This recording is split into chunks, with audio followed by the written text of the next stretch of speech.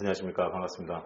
2023학년도 체육대학 입시의 이해와 준비라는 주제로 오늘 강의를 하게 될 보정고등학교 교사 황규훈입니다. 반갑습니다. 자, 체육대학을 가는 친구들이 생각보다 많이 있고요. 그리고 또 생각보다 많은 어려움을 겪고 있습니다. 그래서 오늘 저의 강의를 듣고 우리 많은 친구들이 좀 도움이 되었으면 좋겠습니다. 이제 시작해 보도록 하겠습니다. 자, 구성은 이렇게 해봤습니다. 체육대학의 희망, 진로, 체육대학 입시의 이해, 그리고 2023학년도 수시 정시 리뷰, 리뷰를 통한 2023학년도 수시 정시 모집 변화에 의한 예측, 그리고 이제 전형별 이해 및 지원 전략으로 이렇게 4가지 파트로 구성을 해봤습니다.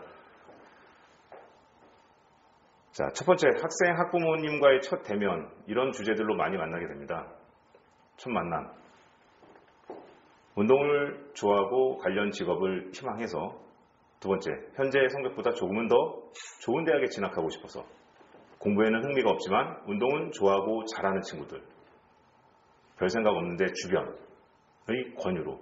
자, 이런 이유들, 저런 이유들을 가지고 첫 만남을 이제 시작을 합니다. 이제 운동을 좋아하고 관련 직업을 희망해서 이런 친구들이 이제 가장 처음부터 진로가 좀 확고한 아이들, 그리고 운동에 임하는 자세라던가 이런 부분들이 좀 가장 보기 좋은 친구들이겠죠. 이제 두 번째는 이제 현재 성적보다는 조금 더 좋은 대학을 가고 싶어서 하는 이유인데요. 이런 친구들도 좋은 전략이라고 볼 수 있습니다. 근데 이제 만약에 대학에 대한 레벨업에 대한 욕구가 좀 큰 친구들은 힘든 운동을 중도에 포기하는 경우도 더러 경험해 봤습니다. 자, 세 번째는 이제 공부에 흥미는 없지만 운동은 좋아하고 잘하고 이런 친구들이죠. 근데 이런 친구들 같은 경우는 운동을 좋아하고 잘해서 공부에는 흥미가 없었지만 운동을 하면서 대학 진학이라는 확고한 목표가 생기기 때문에 이것이 이제 동기부여가 돼서 보다 더 운동만큼 혹은 운동보다는 덜 되지만 그래도 공부에도 학업에도 흥미를 갖고 좀 노력하는 친구들이 좀 지도하면서 보면 많은 사례가 있었습니다. 자, 그다음에 이제 별 생각이 없는 친구인데 이제 주변의 권유로 이런 친구들은 많은 퍼센테이지가 이제 체험학습에 그치죠.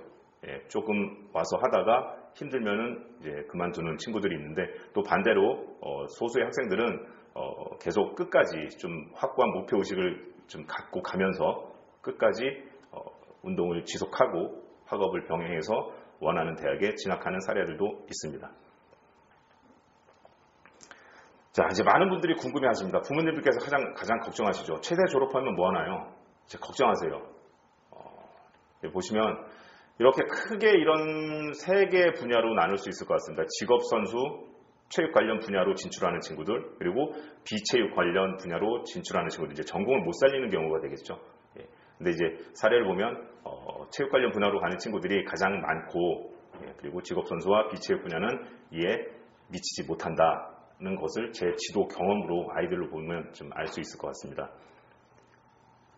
직업 선수를 보시면요, 이게 이제 2021년도, 2020년도에 이제 그 학생 선수의 숫자인데요. 중학교 3학년 친구들을 보면 총 1,200명이었다가요. 상급 학교로 진학을 하게 되면 한 100여 명 정도가 뭐 소폭 한 10명 정도가 감소하는데 뭐 많이 감소한 것 같지는 않죠. 근데 이제 대학교로 가게 되면 이제 많은 퍼센테이지가 감소를 하고 있습니다. 그리고 이제 프로로 가는 친구들은 저 정도 인원밖에 안 되는 거고요. 이제 뭐 100명, 108명 정도 되는 건데요.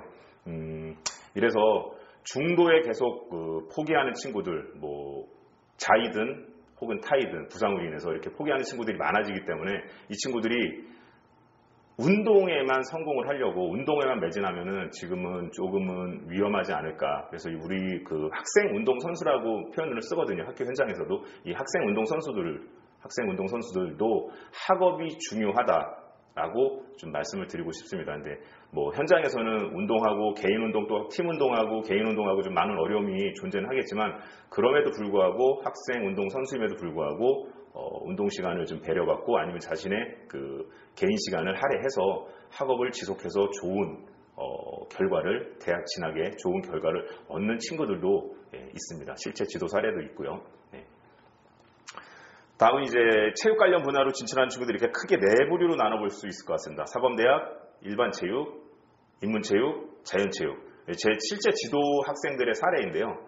사범대학 계열로 가는 친구들 보면 체육교사나 특수교사로 간 친구들이 여럿이 되고요. 그 다음에 이제 일반체육으로 가면 뭐 대한테니스협회라던가 스포츠 용품들, 뭐 알만한 그런 메이커들, 그런 회사원으로 가는 친구들, 그리고 스포츠 아나운서를 하고 있는 친구도 있고요. 그리고 유아체육 뭐 프로그램에 참여돼서 하는 친구들도 있고요. 그리고 이제 요즘에 많이 몸에 관심이 많잖아요. 이제 트레이너로 하는 친구들도 좀 많은 퍼센테이지 차지하고 있고요. 자, 인문체육 쪽으로 가면 이제 스포츠 마케팅이라든가 이제 프로야구단의 MD를 하고 있는 친구들도 있고요.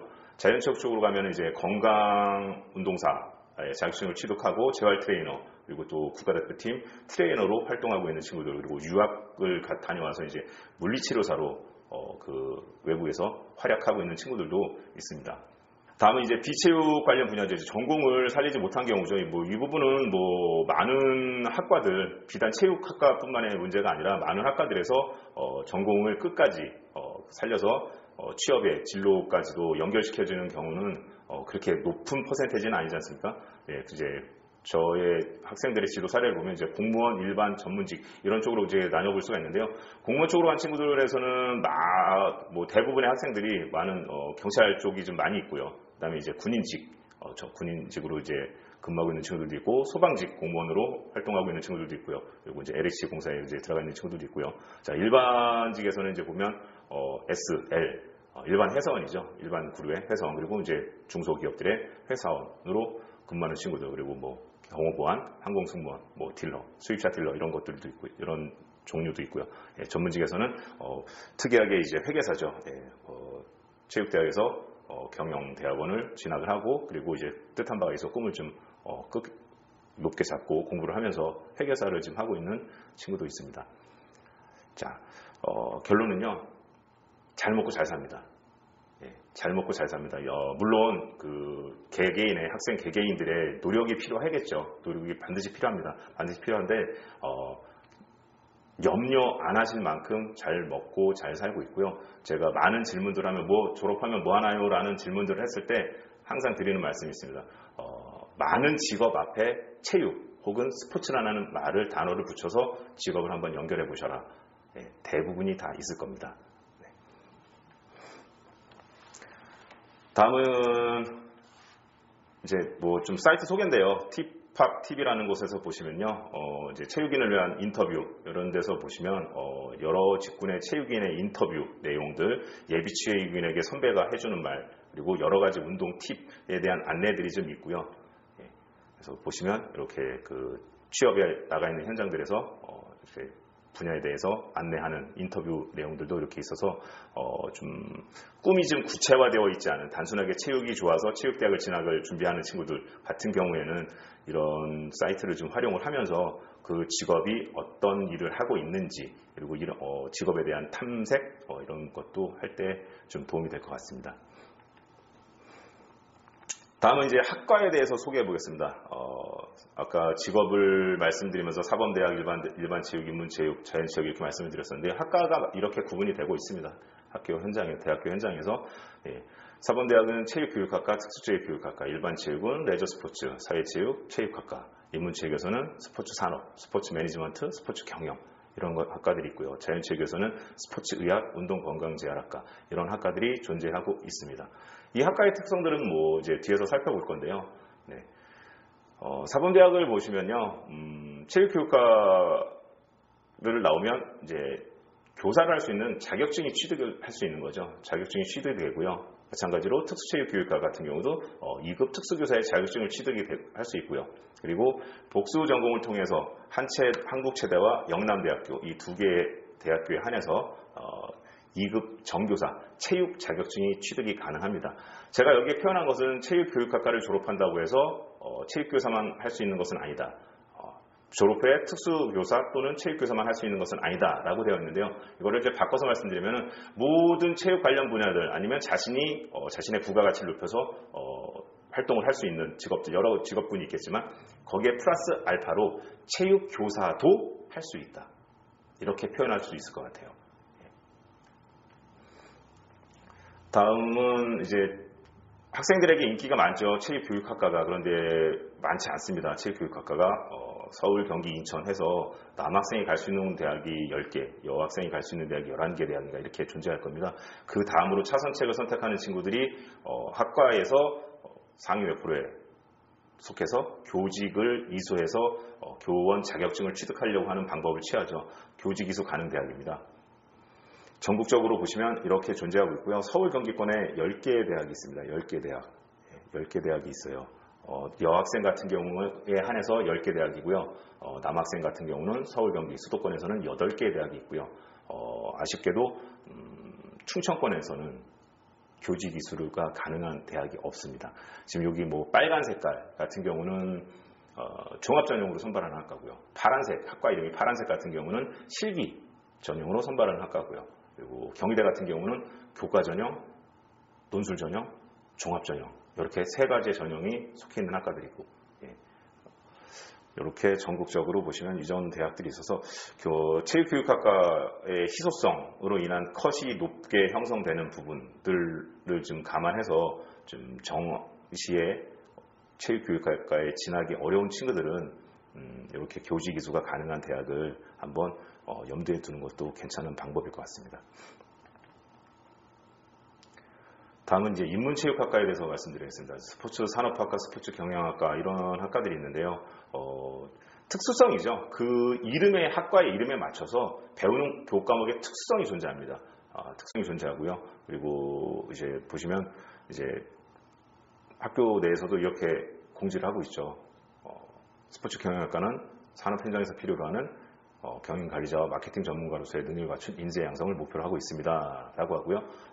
이제 교육 과정을 보시면 뭐 스포츠 산업론, 스포츠 윤리, 스포츠 경영 탐구, 스포츠 경영. 그러니까 교과목의 특수성이 그 학과에 매칭되게끔 이렇게 좀 많이 배우고 있는 구조입니다. 다음은 자연체육입니다. 스포츠의학과, 운동건강관리학과로 대표적으로 볼 수 있겠죠. 마찬가지로 스포츠 과학, 의학, 보건학, 영양학 이런 것들을 배우고요. 과목의 특수성이 존재한다라고 있고요. 스포츠팀의 건강관리, 재활 전문 운동사의 길이 있다라고 제 말씀을 드리고요. 학과 소개를 보시면 우리 학과에서는 의학, 보건학 접목함으로써 유능한 운동처방사, 임상운동사, 운동상의 관리사를 양성하는 데 그 목표를 두고 있다라고 학과를 소개하고 있습니다. 배우는 교육 과정을 보시면요. 아까 인문체육과는 다르게 인체해부학, 유산소 운동, 근골격계 질환과 운동 이런 식으로 운동 생리학, 역학 이런 식으로 그 학과의 특성에 맞는 교과목이 교육 과정으로 구성이 되어 있다. 다음은 체육대학 입시의 이해 이제 파트 2 체육대학 입시의 이해로 넘어가 보도록 하겠습니다. 자, 대학 입학 전형계획 4년 예고자. 이거 모든 학과가 다 똑같은 거죠. 고등교육법에 명시되어 있고, 이제 지금 현재 고3 학생들은 이런 식으로 구성이 되어 있죠. 이런 식으로 구성이 되어 있고, 5월 31일 날, 지난 5월 31일 날 수시모집 요강이 다 발표가 됐고요. 이제 8월 31일 날 정시모집 요강이 이제 발표가 되겠죠. 다음으로는 대입 전형 표준화라고 해서 이제 좀 간소화가 이루어졌죠. 수시는 4가지, 정시는 2가지로. 이렇게 구성이 되어 있는데 마찬가지로 체육대학을 보시면 체육대학에서도 모집 유형은 이렇게 볼 수 있습니다. 똑같습니다. 교과, 종합, 논술, 실기. 정시에서는 수능과 실기. 그러면 이제 여기에서는 평가 항목들이 어떤 것들인지 한번 살펴보겠습니다.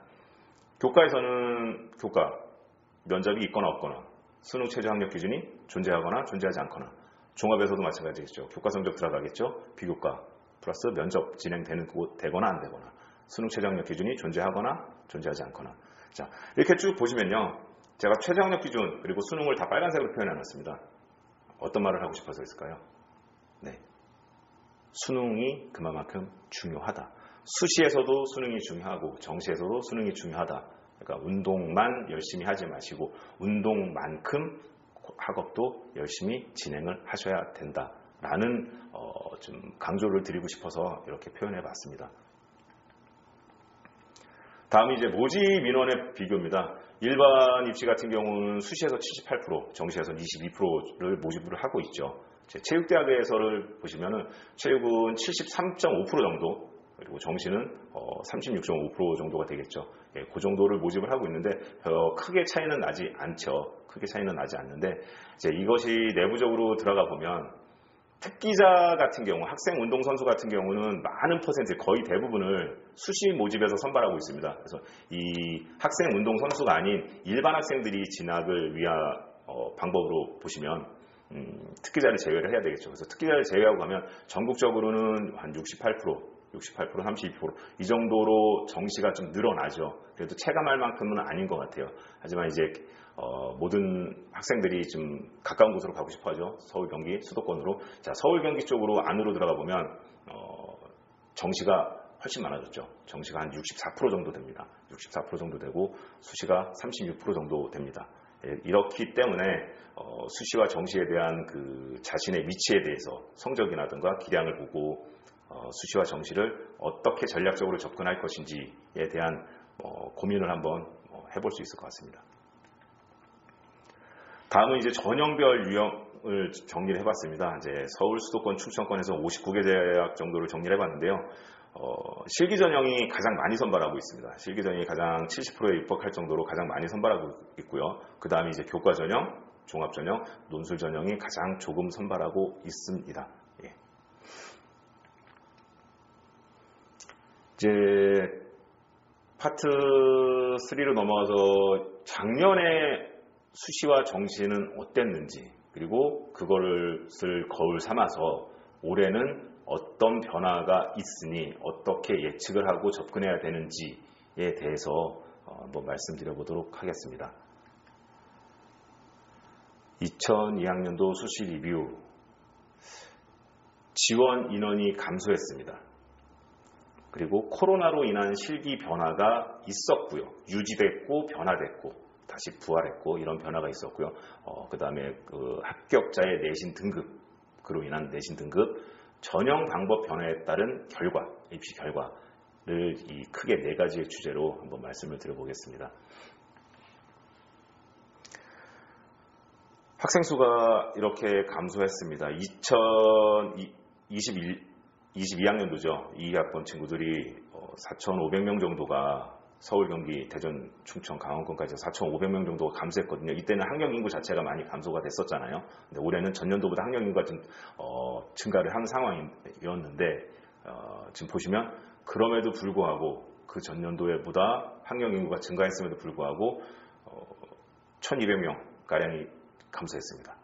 이렇게 감소를 한 이유는 뒤에서 보시면 아시겠지만 정시 쪽에서는 늘어난 부분이 있어요. 그러니까 체육대학을 지원을 하는, 체육대학 진학을 희망하는 친구들의 숫자가 감소했다라고 보기보다는 수시 전형에서 감소하고 그 감소한 인원만큼은 정시 전형에서 좀 증가했다. 이거는 그냥 허수들에 속하는 학생들이 없어지고 보다 좀 자신에 대한 냉철한 분석으로 인한 보다 더 현실적인 전략적인 수시 지원과 정시 지원이 이루어지지 않았나라고 판단하고 있습니다. 이제 전형별로 모집 인원을 좀 보시면요, 이건 이제 2021년도에 지원 현황인데요. 인원수가 많이 감소했으니까 모든 전형에서 거의 다 감소를 했었어요. 많은 경기 인천권에서는 실기전에서 1,000명 정도, 1,000명이 넘게도 감소를 하고 대전 충청권에서도 1,000명에 육박할 정도로 감소를 했었는데요. 2022년도에는 작년에는 어떤 일이 벌어졌냐면요, 거의 비슷합니다. 경기권에서만 눈여겨보면 150명 정도가 증가를 했고요. 실기전형부터 종합전형까지 다 감소를 했습니다. 많이 감소를 했고요. 논술전형 같은 경우는 가천대, 고려대, 세종 캠퍼스에서 논술전형이 신설이 됐기 때문에 그로 인한 지원 증가를 볼 수 있습니다. 경쟁률 상위권 대학입니다. 2000년 경쟁률을 기준으로 해서 순번이 이렇게 되어 있는데요. 21년도, 22년도에 보시면요, 한양대학교 같은 경우 폭발적인 경쟁률을 기록을 했죠. 여러 명 모집에서 13명의 모집으로 인한 지원 경쟁률의 자연적인 증가도 있었지만 지원 인원 자체가 약 300명 정도 증가를 했고요. 그리고 좀 여기서 보셔야 되는 부분은 까만색 학과명이, 그러니까 전형명이 까만색인 것은 전부 다 실기 전형입니다. 실기 전형이고요. 뭐 이름에서도 드러나죠. 논술우수사 같은 경우는 논술 전형이고요. 학생부 종합 전형은 그렇게 표현이 되어 있습니다. 그래서 좀 랭킹에 들어가 있는 상위권을 유지하고 있는 대학들을 보시면 실기 전형이 좀 많다. 실기 전형이 많은 줄을 이루고 그리고 이제 그 다음에 종합 전형과 논술우수사가 이렇게 좀 위치하고 있다. 그러니까 아이들이 자신의 특성에 맞게 아까 모집 비율을 전형별 모집 비율을 보셨을 때도 실기 전형이 가장 많았잖아요. 많이 모집을 했잖아요. 그 다음이 교과 전형이고 그 다음이 종합 전형이고 그리고 가장 적은 퍼센테이지를 선발했던 게 논술 전형인데요. 교과 전형은 여기에 경쟁률에 존재하지 않습니다. 왜일까요? 교과 전형은 교과 성적으로 인해서 어느 정도 많이 합격의 당락을 예측이 가능하죠. 그러니까 경쟁률이 높게 형성될 수가 없는 거죠. 하지만 실기 전형 같은 경우는 가서 실기로 극복을 하면 이런 생각으로 많이 지원을 하고 있는 것 같습니다. 다음은 코로나로 인한 실기 변화입니다. 2022년도에 작년의 변화가 이런 식으로 이루어졌었죠. 이런 식으로 이루어졌었는데 눈여겨보실 부분들은 백석대학교에서 윗몸 일으키기가 부활을 했었고요. 상명대 같은 경우 가장 그 세 종목 중에서 가장 변별력이 있었던 50m 달리기가 폐지가 됐고요. 선문대에서도 가장 변별력이 높다라고 할 수 있는 윗몸 일으키기가 폐지가 됐었고요. 한양대에서는 가장 변별력은 약하지만 학생들이 가장 힘들어하는 심장과 폐를 녹이는 25m 만국 달리기가 폐지가 됐었습니다. 근데 이제 23년도에는 올해는 폐지됐던 종목들이 전부 다 부활했습니다. 이 부활을 된 부분이 입결에 어떤 영향을 미칠지 뒤편에서 말씀드리도록 하겠습니다. 다음은 이제 실기 변화로 인한 합격자 내신 등급의 변화에 대해서 좀 살펴볼 건데요. 백석대 스포츠과학과의 경우입니다. 2000년도에는 윗몸 일으키기가 존재할 때고요. 2021년도에는 처음으로 윗몸 일으키기가 폐지가 됐을 경우에죠. 이때 당시에 많은 성적의 상승이 일어났죠. 내신 성적의 상승이죠. 변별력 있는 종목이 폐지가 되면서 그 변별력을 가름할 수 있는 것은 내신 성적이 돼버린 거죠. 그래서 최저 내신 등급이 7.42 등급에서도 합격이 가능했던 구조였는데 21년도에는 6.4 등급에서도 만점을 하고 최종적으로는 불합격하는 이런 사례가 발생을 했죠. 근데 이제 작년도 입시에서는 2022학년도 입시에서는 윗몸 일으키기가 부활이 됐습니다. 부활이 됐는데도 불구하고 예전처럼 낮은 등급으로는 합격이 가능하지 않았다. 물론 없을 때보다는 낮은 등급으로 가능했는데 전년도보다는 가능했지만 21년도보다는 하지만 그 전에만큼 회복되진 않았다. 이 부분은 어떻게 접근이 가능할까요? 아이들의 실기 준비도가 좋은 거죠. 실기 준비도가 좋기 때문에 대학 측에서는 뭐 이런 표현이 좀 맞을지 모르겠지만 손 안 대고 코 푸는 격이 된 것 같아요. 아이들이 자동적으로 실기가 다 좋아지니 많은 아이들이 좋아지니 그 아이들을 변별할 수 있는 것은 교과 성적이 되는 거죠. 그래서 교과 성적의 상승이 자연스럽게 이루어졌다. 그래서 합격생의 실기 성취도가 상승이 됐기 때문에 자연스러운 교과 성적의 싸움으로 인한 교과 성적의 상승이 발생하는 구조다. 이렇게 말씀을 드려보겠습니다. 다음은 같은 천안권에 있는 대학인데요. 상명대학교 스포츠융합학과. 여기 같은 경우는 가장 변별력 있는 50m 달리기가 폐지가 됐었죠. 이러면서 내신 성적이 많이 좋아졌고요. 그리고 작년에도 50m 달리기가 폐지를 된 상태로 학생 선발이 이루어졌습니다. 그러다 보니까 입결의 변화가 거의 없죠. 입결의 변화가 거의 없는데 올해 같은 경우 50m 달리기를 부활을 예고를 했기 때문에 아마 옛날로 다시 돌아가지 않을까라고는 하지만 그리고 또 뭐 제자리 멀리뛰기나 좌정굴에서의 그 만점 기준이 강화됐는데 옛날로 돌아가진 않을까라는 큰 기대보다는 조금은 백석대로의 사례처럼 조금은 보수적인 접근도 좀 해봐야 되지 않을까 싶습니다. 다음은 한양대학교 에리카 스포츠과학부입니다. 입결이 학생들의 성취도가 점점 좋아지고 있어요. 여기 2019년도 입결이고요. 합격생의 컷이고요. 이건 20년, 이건 21년 그리고 이게 작년 올해 아이들의 합격이 가능한 성취 수준입니다. 계속 좋아지고 있었고요. 그리고 25m 왕복 달리기가 폐지가 됐었기 때문에 작년도에 폐지가 돼서 여기에는 반영이 안 됐지만 20m 왕복 달리기 같은 경우는 가장 변별력이 아까 약한 종목이라고 말씀을 드렸죠.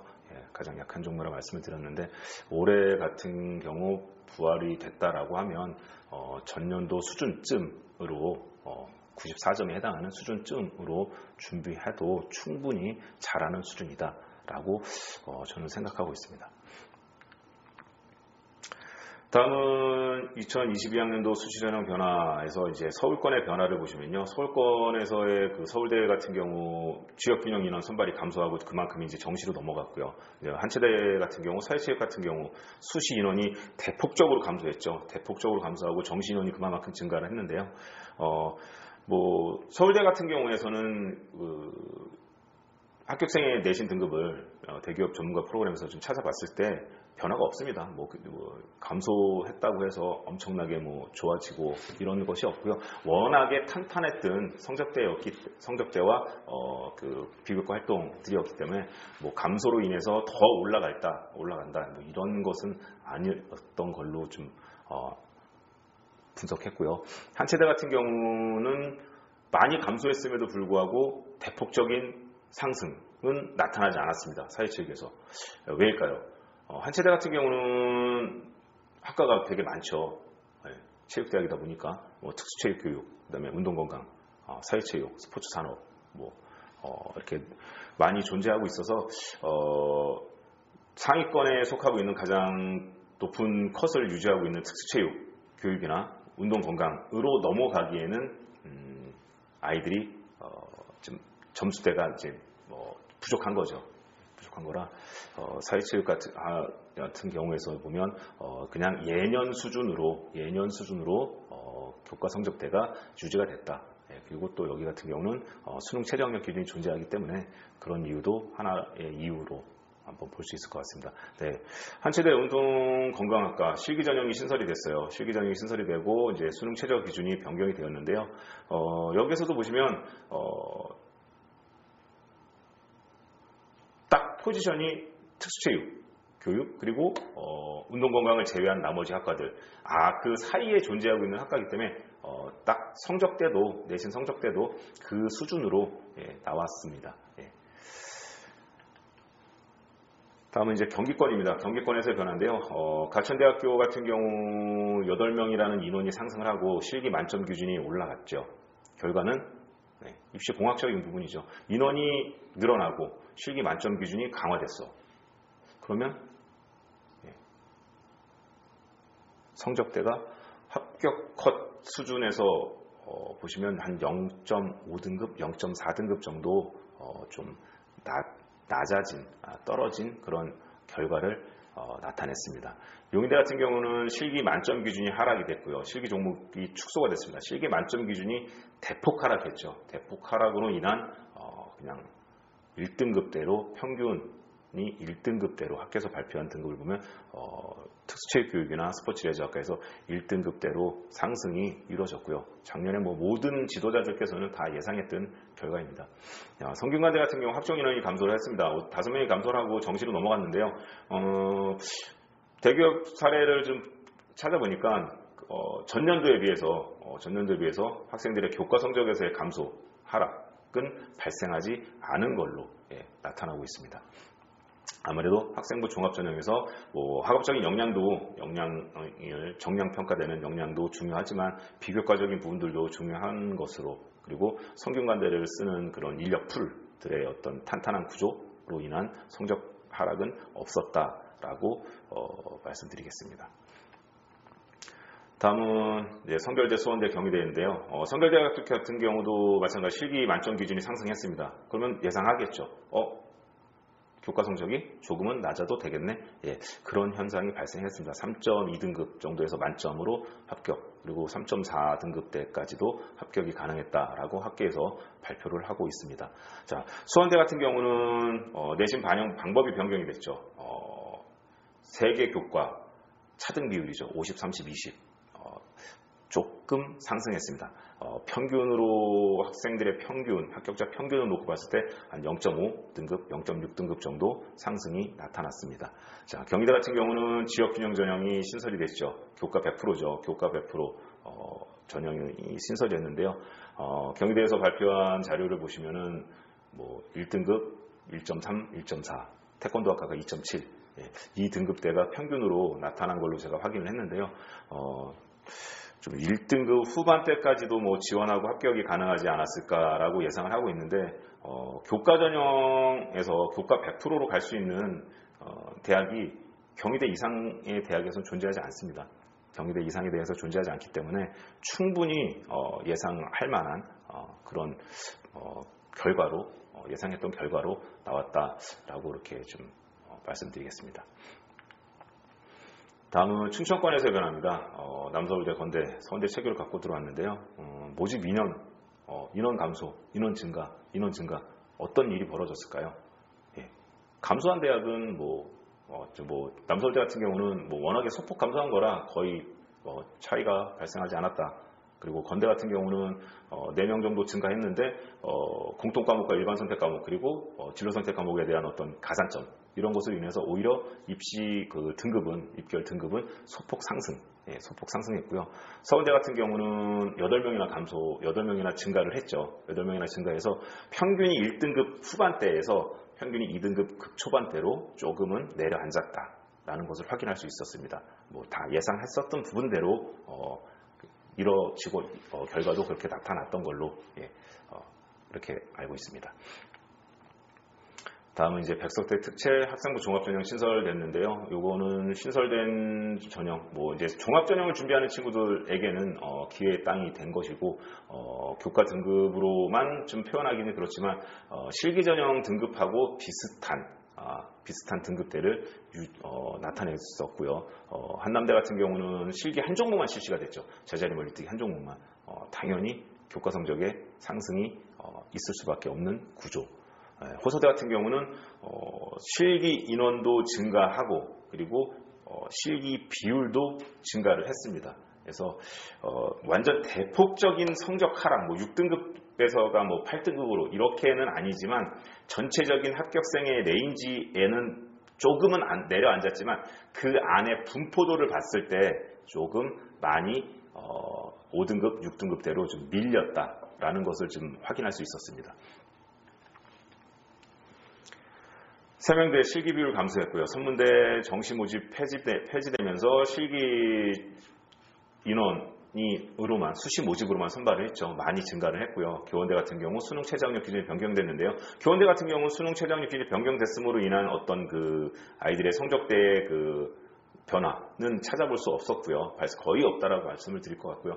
선문대 같은 경우는 모집 인원이 증가하다 보니까 호서대랑 궤를 같이 하는 것 같습니다.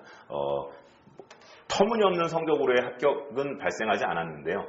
전체적으로 예를 들면 4등급대가 주력을 이뤘다라고 하면 4.5등급대가 주력, 이런 식으로 살짝 아래로 밀린 현상을 좀 볼 수 있었고요.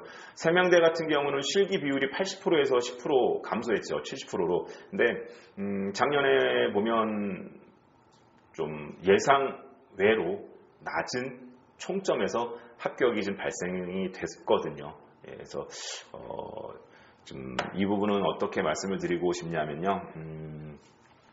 경기권 대학에서는 수도권 대학에서는 그런 일이 발생한 확률이 떨어지지만 수도권 이외의 지역에서는 의외의 컷이 발생하는 대학들이 해마다 존재합니다. 문제는 그 대학이 어느 대학이냐를 못 맞추는 거죠. 못 맞추는 건데, 그래서 어떻게 결론을 말씀드릴까요? 입시 결과에 의한 총점을 분석을 하고 이제 지원을 권하고 실제로 지원이 이루어질 텐데요. 한두 장의 카드는 그 전년도 결과에서 부족하다라고 해서 쉽게 지원을 만류하는 것은 좀 안 해도 되지 않을까. 모든 대학을 6개의 기회를 전부 다 그렇게 사용하는 것은 문제가 있겠지만 한두 장의 카드는 전년도 입결을 조금은 무시한, 전년도 입결보다는 조금 부족해도 다소 부족해도 한번 지원을 했을 경우에 의외의 결과가 나오는 대학들이 존재하고 있기 때문에 좀 긍정적인 결과도 받아들일 수도 있기 때문에 너무 결과를 분석에 의한 지원 만료, 그러니까 소극적인 지원이라는 표현이 좀 어울리지는 않을 것 같은데요. 그렇진 않아도 한두 장의 카드는 그래도 좀 약간은 과감한 지원을 이뤄내도 좀 괜찮을 것 같다라고 좀 말씀을 드리겠습니다. 자, 2022년도 수시 변화에 대해서 이제 하나로 표현해 드리면요. 서울, 경기, 충청권, 서울 같은 경우 학종 인원 감소하는, 정시 인원 증가하는, 수능 최저가 강화되는, 뭐죠? 수능이 좀 중요해지는, 수능을 좀 더 중시 여기는. 경기권에서는 학종 인원 감소, 정시 인원 증가, 수시 인원 증가, 정시 인원 감소. 어떨까요? 각자 도생이죠. 대학의 특성에 맞춰서 우리는 정시 쪽으로, 수능을 좀 더 위주로, 우리는 수시 쪽에서의 학생 모집을 더 위주로, 이렇게 지금 대학마다 지금 가고 있는 것 같고요. 충청권 같은 경우는 수시 인원 증가, 정시 인원 감소, 내신 비율 감소, 실기 비율 증가. 무엇이죠? 수능보다는 수시에서 보다 더 학생 모집을 마무리하고 그리고 실기를 보다 더 강조하고 있는 이런 식으로 변화가 이루어졌었습니다. 이 기조는 2023학년도에도 유지가 되고 있습니다. 2023학년도 수시 전형 변화입니다. 서울대 직윤 한 명이 더 감소하고 정시가 늘어나네요. 봤을 때는 뭐 별반 지역균형에서는 큰 차이는 안 나타날 것 같고요. 그리고 정시에서도 마찬가지로 다단계 전형으로 선발하고 있기 때문에 크게 변화가 있지는 않을 것 같습니다. 서울여대 같은 경우 학생부 종합전형 부활했습니다. 뭐 해당되는 학생들에게는 여학생들에게는 호재로 작용될 부분이고요. 그리고 서울여대 같은 경우 실기 우수자 전형이 5명에서 13명 증가해서 18명을 모집을 하고 있습니다. 여학생들에게는 기회의 땅이 될 수 있겠죠.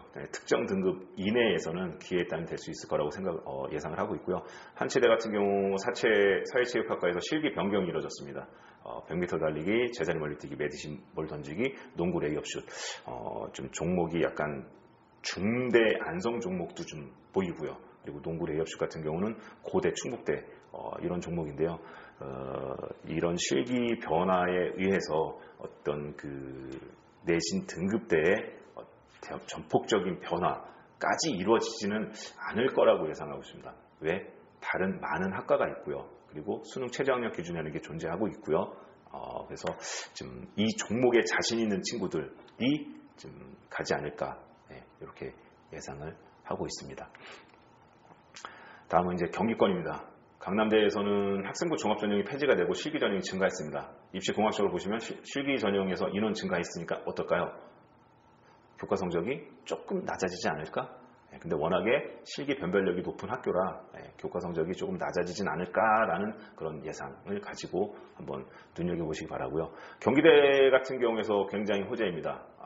실기 전형이 신설됐습니다. 수시에서 모집하지 않다가 교직 이수가 가능한 체육학과에서 5명을 모집을 하고요. 스포츠과학부에서 10명을 모집을 하는데 체육학과 같은 경우 다단계 전형으로 이루어지고 있습니다. 5배수 25명이죠. 25명. 스포츠과학 같은 경우는 다단계 전형이 아니라 일괄 전형인데 교과 성적 30%에 실기 70% 구조이죠.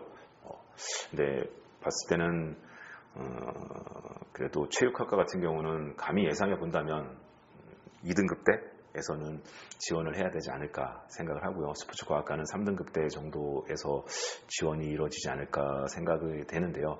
어디까지나 예상이고요. 체육학과 같은 경우 보시면 검정고시 학생들도 지원 자격이 주어졌는데 검정고시에서 만점 1등급에 해당하는 학생들이 일반 학생들의 내신으로 보정이 되면 3등급의 점수를 부여하고 있거든요. 그래서 체육학과 같은 경우는 3등급 이내로 지원을 생각을 고민을 해주셔야 될 것 같고 스포츠과학부는 3등급에서 어떤 합격생들의 컷 라인이 형성되지 않을까 이런 예상을 해보고 있습니다.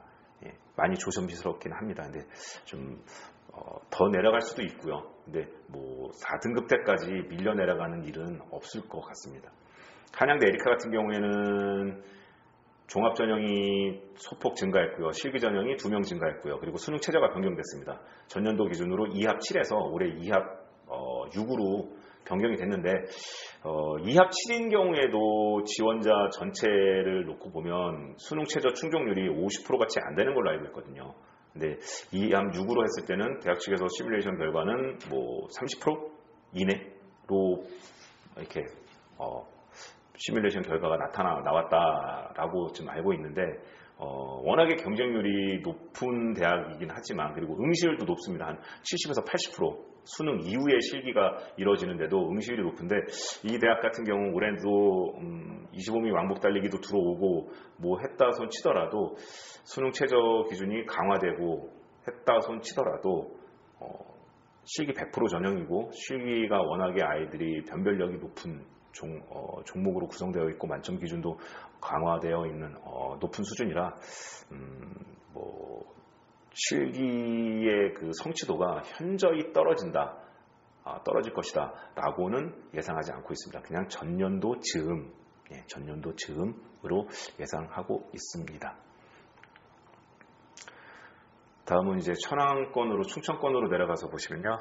백석대학교, 단국대학교, 남서울대학교, 상명대학교. 단국대학교가 경기대처럼 신설이 됐죠.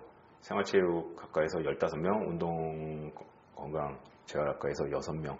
이제 내신이 30%고 실기가 70%인데요. 여기는 지금 현재 예측을 하기가 조금 어려운 부분이 배점표가 공개가 안 됐거든요. 배점표가 공개가 안 됐는데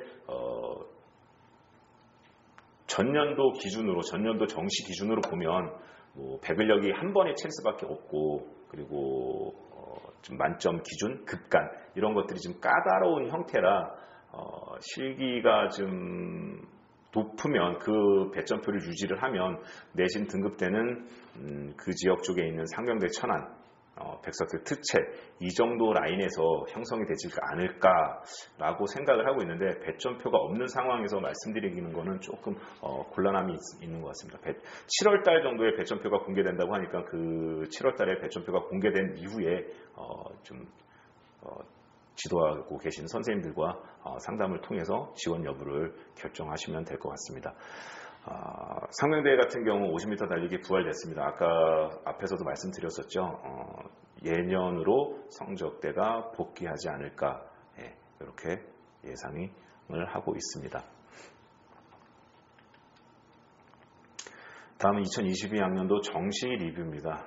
정시 리뷰는 네 가지로 말씀을 드립니다. 지원 인원이 증가했어요. 수시 모집에서는 감소했는데 지원 인원이 증가했고요. 그 다음에 쉬운 영어가 키워드가 되겠죠. 그 다음에 선택형 수능인 확률과 통계, 수학에서 확률과 통계, 그리고 어려웠던 불수능이었던 국어에 대해서 좀 말씀을 드릴 것 같고요.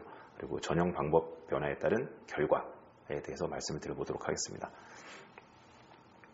정시 모집 인원, 그 전년도에는 1,300명 정도가 감소를 했었습니다. 근데 작년에는 1,200명 정도가 증가를 했어요. 어떤 이유라고 말씀을 드렸었죠. 자기의 포지션에 대한 철저한 분석, 그리고 자신의 확고한 목표로 인해서 서울 경기권을 목표로 하는 수도권을 목표로 하는 친구들이 많이 있었다. 많은 증가가 발생이 됐다라고 말씀을 드렸습니다. 앞에서도 그렇고. 자, 영어 중요성을 보시면 작년에 영어가 많이 쉬웠죠. 1등급 비율만 감소를 했죠. 6%대로. 전년도에 12%에서 6%대로 감소를 했는데 2, 3등급은 많이 증가를 했습니다. 근데 이것이 체육에서도 어떻게 영향을 미쳤는지 한번 보시면요. 체육 합격자 영어 등급입니다. 변화를 보시면요. 2021년도에 비해서 작년에 보시면 1등급 비율은 감소했습니다. 1등급 비율은 감소했는데 2, 3등급 비율은 역시나 증가했습니다. 그러니까 일반 학생들의 영어 성취도, 영어 그 등급별 비율 구성을 차지하고 있는 것처럼 체육대학에서도 동일한 현상이 나타났다. 자, 선택반영 대학에서 영어 활용도를 보시면은요. 이게 전년도거든요. 21년도거든요. 100%가 아닌 대학들이 보이죠. 100%가 아닌 대학들이 보이는데 22년도 입시에서는요. 분석한 것로는 전부 다 100%입니다. 이것은 대교 프로그램에서 합격생 수를 가지고 분석한 내용입니다. 그래서 꼭 100% 맞지는 않겠죠. 근데 전년도에도 대교 프로그램으로 분석을 해본 거고 22년도도 대교 프로그램 분석을 해봤는데 많은 학생들이 확실히 영어를 성취도가 좋았다. 그래서 많이 활용했다라고 말씀을 드립니다. 이 말씀은요. 영어에 대한 중요성입니다. 영어 등급제이지만 등급으로 나오는 과목이지만 굉장히 중요하게 생각하시고 준비하셔야 된다. 다음은 수학 활용도입니다. 선택반영대학에서 수학 활용도인데요. 작년도 부분인데 밑줄 친 대학, 건대나 단대, 한양대 같은 경우는 수학과 탐구 과목을 대체하는 대학이고요. 나머지 대학들은 국수형 중에서 대체가 되는 대학들이죠. 선택할 수 있는 대학들인데요. 50% 넘는 대학이 성결대 하나밖에 발생하지 않았었고요. 성결대 하나밖에 발생하지 않았고요. 좀 대체적으로 좀 낮은 활용도를 나타내고 있죠. 낮은 활용도를 나타내고 있는데요. 뒤로 넘어가시면은요. 충청권에서 보시면은요.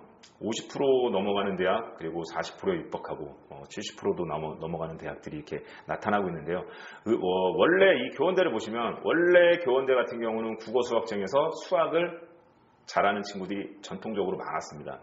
12명 모집할 때 보면 수학을 선택해서 들어오는 친구들이 11명 이런 정도였고요.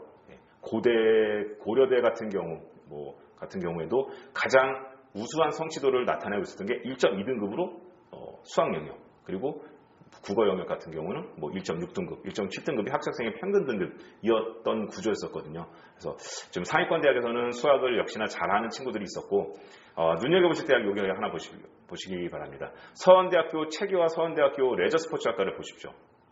서원대 체교는 전년도 예년 기준으로 100분이 90% 정도입니다. 90% 정도고 서원대 레저는 그에 못 미치죠. 근데 높은 대학에서는 수학을 반영을 못했는데 조금 그보다는 성취도가 낮은 학과에서는 43.7% 16명 중에서 7명이 수학을 선택을 했습니다.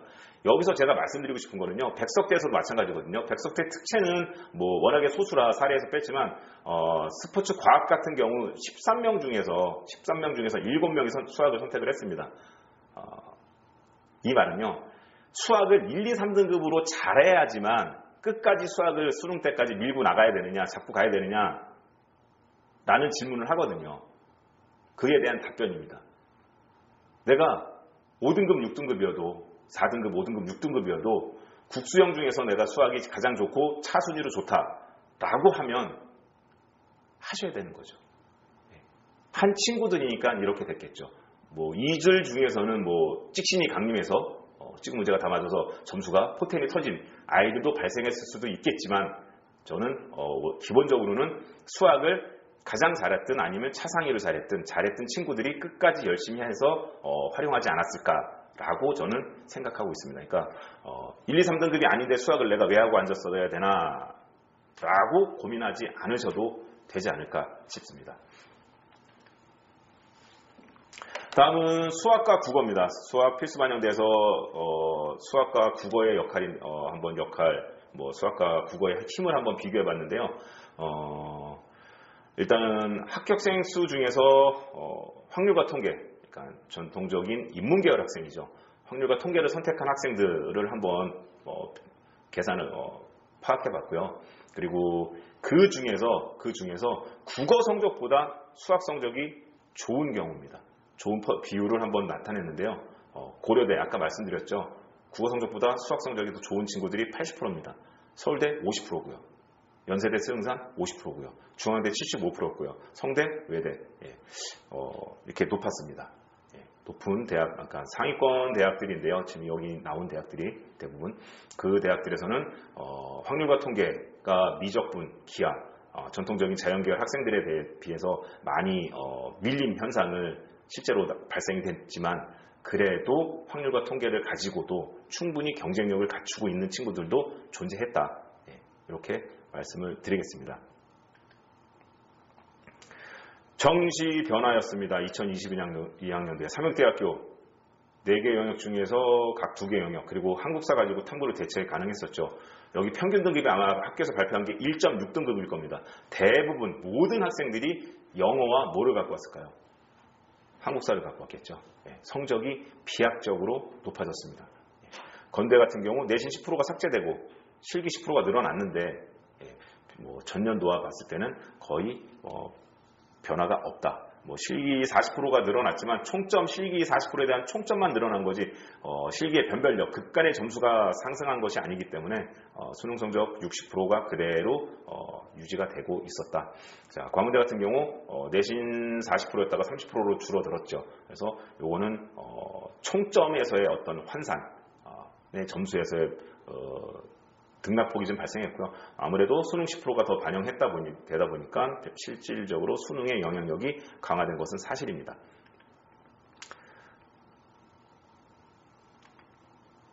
광운대 같은 경우 합격생의 평균 100분위로 놓고 봤을 때 21년도에 비해서 22년도에 한 5, 6% 정도 상승한 걸로 제가 확인을 하고 왔습니다. 다음 페이지입니다. 상명대, 서울대 한체대인데요. 상명대 같은 경우 표준 점수에서 100분위로 변화가 됐고요. 수학이 좀 5% 늘어났는데 여기 같은 경우 표준 점수 뒷부에서 2부에서 말씀을 드리겠지만 표준 점수가 100분위에 비해서 점수의 영향력, 변별력, 벌어진 현상이 덜한 구조거든요.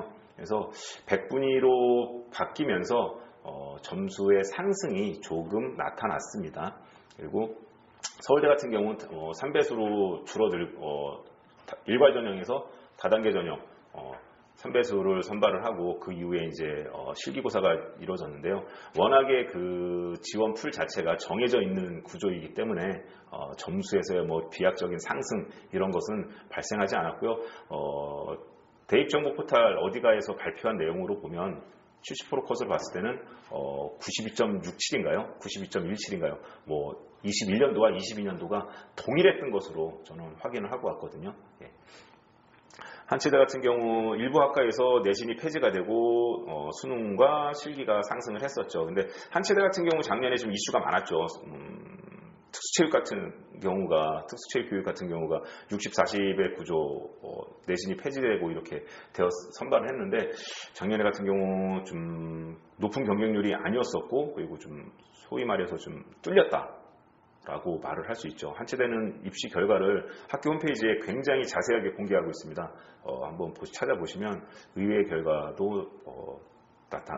나타났다라고 보실 수 있는데 일반적인 경우는 아니기 때문에 올해도 그러겠지, 저 행운이 나에게도 오겠지 라는 기대는 좀 가급적이면 하시지 않길 바라겠습니다.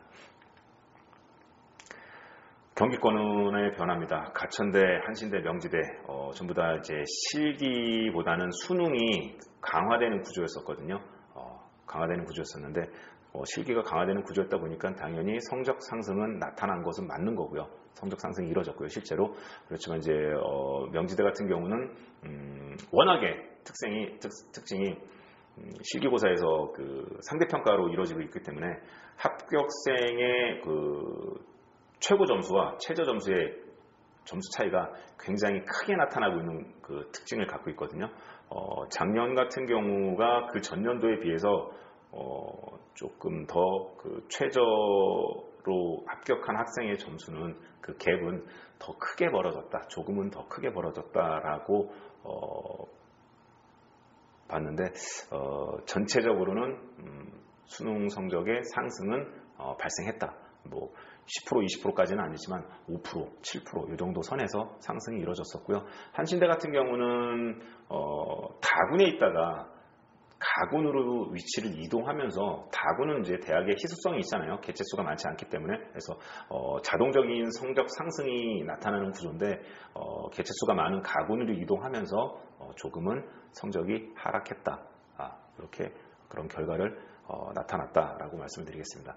자, 경기대 같은 경우 국수영탐 전형을 반영하다가 이제 선택 반영으로 바뀌었죠. 성적 상승이 많게는 10%, 평균에서 100분위 10%, 적게는 4%, 5% 정도 수능 성적 상승이 발생했습니다.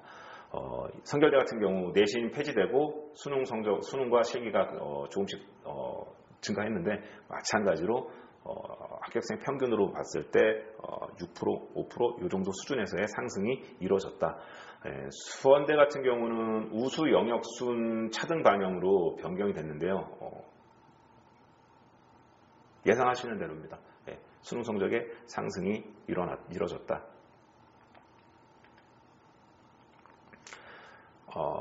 오타네요. 경기권이 아니라 이제 충청권인데, 충청권 같은 경우에서 보시면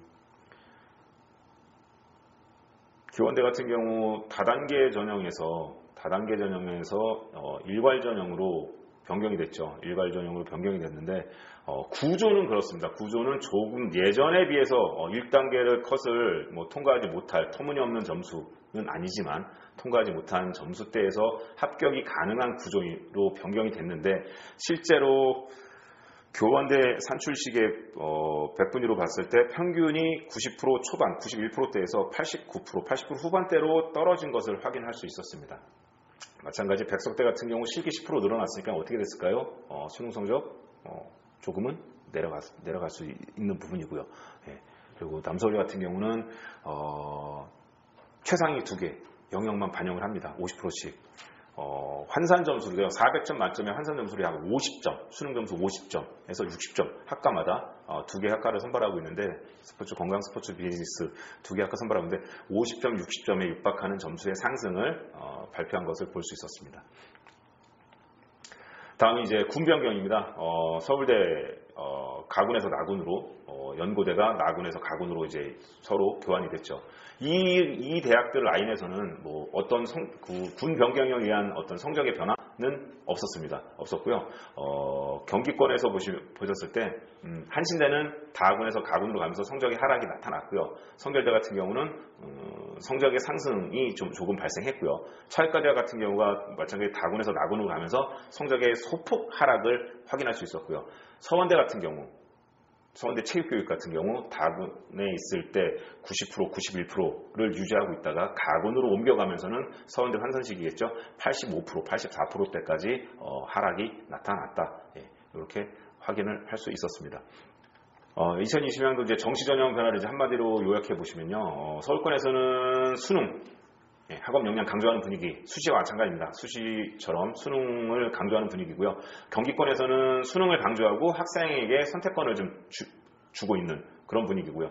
충청권은 내신 폐지 또는 감소로 인해서 실기 비율 증가, 실기를 조금은 더 강조하고 있는 분위기가 좀 감지됐고요. 수시와 정시 모두 같은 변화의 흐름이었습니다. 2023학년도 정시 변화를 예상해 보겠습니다. 정시 변화를 보겠습니다. 광운대, 국민대, 덕성여대인데요. 제가 눈여겨보실 거는요. 국민대학교입니다. 100분위 반영에서 표준 점수 반영으로 바뀌었습니다. 수능의 영향력이, 수능 성적 취득 점수로 인한 영향력이, 변별력이 감소했거든요. 그래서 아마도 조금 낮은 친구들, 성적이 조금 낮으며 운동을 좀 잘한다라고 생각하는 친구들이 국민대를 목표로 열심히 지금 운동하고 있을 것 같습니다. 그것이 실제로 지원까지도 이루어질 것이고요. 결과는 예상해보면 조금은 좀 내려가는 등급대 아니면 워낙에 인기가 있으니까 그래도 예년만큼 버티진 않을까, 이렇게 두 가지인데요. 조금은 도전할 수 있는 기회가 생겼다라고 볼 수 있을 것 같고요. 덕성여대 같은 경우 상위 한 과목으로 바뀌었기 때문에 성적 상승이 일어날 것 같고요. 동덕여대 같은 경우 안 그래도 수능 위주 대학인데 실기 변별력이 없는데 수능을 더 강조를 했습니다. 근데 작년에 정시에서 좀 의외의 결과였거든요. 여대 같은 경우 높지 않은 경쟁률, 올해 같은 경우는 과연 수능 성적의 상승이 작년에 그런 의외의 결과로 인한 쏠림 현상이 나타난다고 하면 수능 성적이 좀 대학 측에서 요구하는 대로 탄탄해질 것이고요. 그렇지 않을 확률도 좀 있긴 한데 일단은 조금은 보수적으로, 전년도에 좀 뚫림 현상이었기 때문에 올해는 조금은 보수적으로 접근해야 되지 않을까 이렇게 생각이 들고요. 상명대 같은 경우는 전 영역 반영에서 선택 반영으로 바뀌었습니다. 예년도로 돌아가서 지금 현재 70%대 수준에서 머물고 있는 평균 성적대가 70 후반, 80 초반, 80% 정도까지 상승하지 않을까 예상해 보겠습니다. 서울예대 같은 경우도 이 영역 2개로만 바뀌었으니까 성적 상승 불보듯 뻔한 것 같습니다. 경기권입니다. 경기대학교 수능 성적 상승했고요. 실기 변별력이 안 그래도 좀 약한 대학이라 근데 수능 성적이 좀 더 강화될 것 같긴 한데 실기가 윗몸 일으키기 한 종목이 신설이 됐죠. 윗몸 일으키기 한 종목이 신설이 돼서 근데 그것이 만점 기준표가 좀 까다로운 조건입니다. 파울 규정이라든가 실시 규정이 까다롭다고 하면 윗몸 일으키기를 잘하는 친구들에게 주력 대학이 되지 않을까 이런 생각을 좀 하고 있고요. 단국대 같은 경우, 단대 체교 같은 경우에서 수학을 필수 반영 10%입니다. 과연 필수 반영, 선택 반영에서 필수 반영으로 인한 성적 상승 하락이 나타날까? 안 나타나겠죠. 예. 다군에서의 희소성, 인하대와 단국대, 체교 두 개 대학밖에 없거든요. 수도권에서. 예. 그다음에 이제 수원대 같은 경우는 이제 국수영탕 중 택2로 바뀌었습니다. 이 대학도 성적 상승이 이뤄질 거라고는 보는데 뭐 대폭적인 성적 상승, 워낙에 실기 변별력이 강한 대학이기 때문에 대폭적인 상승은 아니지만 일단은 소폭이라도 성적 상승의 요인은 충분하다라고 예상하고 있습니다. 용인대, 외대, 성대에서는요. 외대 같은 경우 보시면 반영 비율이 조금 변화가 됐는데요. 반영 비율만 변화된 게 아니라 영어의 등급별 점수, 영향력이 좀 약해졌습니다. 그래서 수학 잘하는 친구들한테는 최고로 좋은 대학이 되지 않을까 이렇게 좀 볼 수 있을 것 같고요. 그리고 제 충청권으로 갔을 때는 뭐 실기 반영 비율이 다 증가했습니다. 예상되시죠? 성적보다는 실기가 조금은 더 강화되지 않을까. 성적 상승이 유지 혹은 소폭 하락을 예상해 볼 수 있을 것 같습니다. 이상 1부를 마치고 곧 2부에서 찾아뵙겠습니다. 감사합니다.